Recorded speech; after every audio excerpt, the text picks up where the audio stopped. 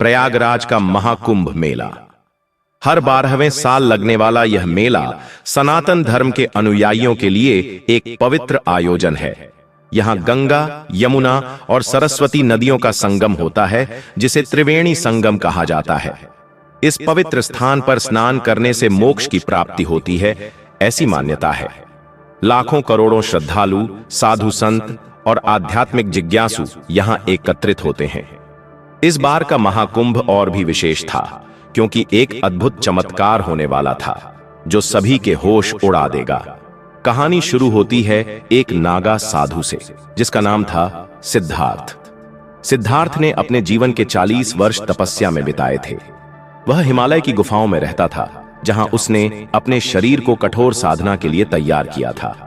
उसकी तपस्या इतनी कठोर थी कि उसने अपने शरीर को ठंड, गर्मी, भूख और प्यास सहने की क्षमता प्रदान कर ली थी। उसका एकमात्र लक्ष्य था ईश्वर के दर्शन और मोक्ष की प्राप्ति। सिद्धार्थ ने कई सालों तक गंगा नदी के किनारे तपस्या की थी। उसने अपने शरीर को गंगा की पवित्र धारा में डुबोकर रखा था और वहां बैठकर ईश्वर का ध्यान किया था। उसकी तपस्या इतनी प्रबल थी कि गंगा मैया ने उसे वरदान दिया था कि एक दिन वह उसकी तपस्या से प्रसन्न होकर उसे दर्शन देंगी। जब प्रयागराज में महाकुंभ का आयोजन हुआ तो सिद्धार्थ ने भी वहां जाने का निर्णय लिया। उसने सुना था कि इस बार का कुंभ बहुत ही विशेष है और यहां पर एक अद्भुत चमत्कार होने वाला है। सिद्धार्थ ने अपनी तपस्या के फल को प्राप्त करने के लिए प्रयागराज जाने का निर्णय लिया। जब वह प्रयागराज पहुंचा तो उसने देखा कि वहां लाखों लोग एकत्रित हैं। साधु संत, नागा साधु और श्रद्धालु सभी गंगा नदी में स्नान कर रहे थे।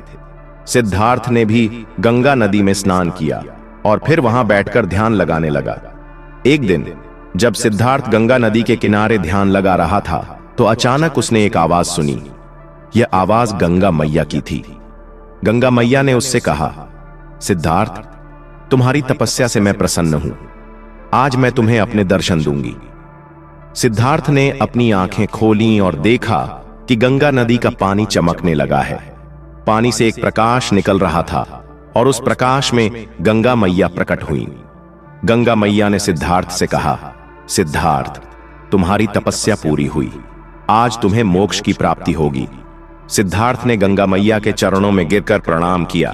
उसने कहा, मैया, मैं तुम्हारा आभारी हूं। मैंने अपने जीवन के 40 वर्ष तुम्हारी तपस्या में बिताए हैं।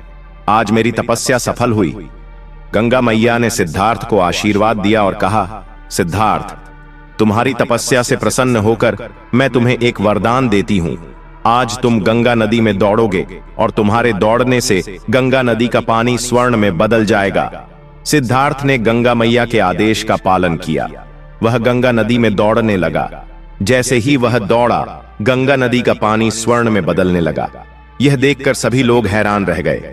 साधु संत, श्रद्धालु और नागा साधु सभी ने यह चमत्कार देखा। उनके होश उड़ गए। सिद्धार्थ ने गंगा नदी में दौड़ते हुए अपनी तपस्या का फल प्राप्त किया। उसने गंगा मैया के दर्शन किए और मोक्ष की प्राप्ति की। गंगा नदी का पानी स्वर्ण में बदल गया और यह चमत्कार सभी ने देखा। यह चमत्कार देखकर सभी लोग गंगा मैया की महिमा का गुणगान करने लगे। सभी ने सिद्धार्थ को प्रणाम किया और उसकी तपस्या की प्रशंसा की। सिद्धार्थ ने सभी को आशीर्वाद दिया और कहा, गंगा मैया की कृपा से ही यह संभव हुआ है। मैंने केवल अपनी तपस्या की है। इस चमत्कार के बाद सिद्धार्थ ने अपने शरीर को त्याग दिया और मोक्ष को प्राप्त किया। उसकी तपस्या और गंगा मैया की कृपा से यह अद्भुत चमत्कार हुआ, जिसे देखकर सभी के होश उड़ गए। प्रयागराज महाकुंभ में हुए इस चमत्कार ने सभी को आध्यात्मिक ज्ञान और तपस्या की महत्ता का एहसास कराया। सिद्धार्थ की तपस्या और गंगा मैया की कृपा से यह संभव हुआ। यह कहानी हमें यह सीख देती है कि सच्ची तपस्या और ईश्वर पर विश्वास से कुछ भी संभव है। गंगा मैया की कृपा से ही यह अद्भुत चमत्कार हुआ, जिसे देखकर सभी के होश उड़ गए। अगर आपको यह कहानी प्रेरणादायक लगी है तो इसे अपने दोस्तों और परिवार के साथ शेयर जरूर करें और महादेव की कृपा आप पर बनी रहे। और आप वीडियो को लाइक करते हुए इस चैनल को सब्सक्राइब जरूर कर लीजिए और कमेंट बॉक्स में हर हर महादेव जरूर लिखें।